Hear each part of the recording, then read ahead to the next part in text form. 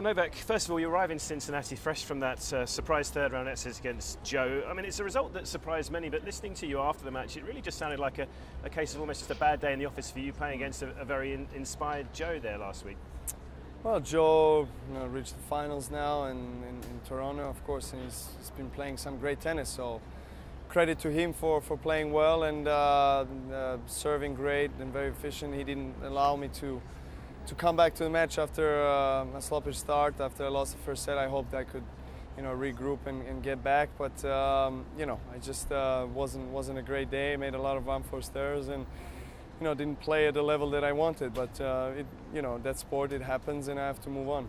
Yeah, but I guess the other side of it is that you have set such incredibly high standards of excellence this year that the moment there's a small blip, let's say, the world's media seem to jump and expect it to be a crisis or something. Well, of course, they're mentioning wedding, they're mentioning everything that I experienced before, but it's in a way it's true because I experienced the highest possible emotions as a person privately and as a tennis player as well, managing to win Wimbledon, become #1 again, and getting married, and of course, my wife being pregnant. So it's a lot of emotions, and it takes energy out of you as well, and focus most of all. So I have to, try to get back on track, try to have that right approach and mindset that I'm aware of, that I know what it takes to get there, and hopefully then I can perform my best. And as ever, obviously, this time of year, all the players need to adjust as well to getting back on the hard courts. And you actually talked after that match of, maybe actually in practice having to play sort of points and stuff. I mean, how have you sort of changed your training regime, and how hard have you worked in this build-up to Cincinnati now? Training regime is pretty much the same. It's just some specifically working on some shots and match situations. I think that's most of all what I need this moment to get that match play. As many points on the practice session as possible, serves, returns, movements, and getting sharper on the court, and that's something I'm seeking to reach for the Cincinnati tournament. So yeah, obviously arriving here in Cincinnati, you're going to get the inevitable reminders that this tournament, of course, represents an opportunity for the career Golden Masters. I mean, how do you look at targets like that? Do you see those sort of things as an inspiration or an unwelcome distraction in a way?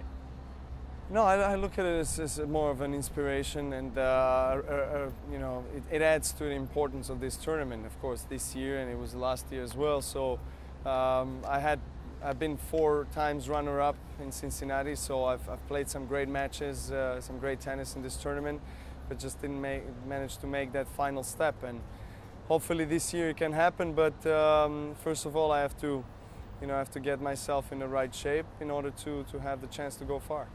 And finally, just asking everyone, we've seen a big rise and rise of players such as Milos Raonic and Grigor Dimitrov this year. I mean, we talk about it a lot, but are we seeing signs now that these sort of guys, these young guys, are potentially going to break into that sort of exclusive top 4 and maybe make it a larger group battling for domination now? It is possible, and it's probably going to happen. How soon, we don't know that. Of course, tennis missed new faces, new players who are able to challenge the top 4. And now when we finally have them, of course, we don't want to give our spots away. But again, it's going to be interesting to see, how it turns out to be in the next couple of years, because Raonic has a very powerful game. Dimitrov is very talented, Nishikori as well. And they have proven in the last year or so that they are able to win against top guys in the big tournaments. But it's different to win a major. It's a best of 5, and it takes a little bit more than just the potential and the talent. And I still see the top 4 guys as the main contenders to win these big titles and to stay where they are. But of course, the new generation is coming up, and we won't stay there forever. So we'll see how soon that can happen.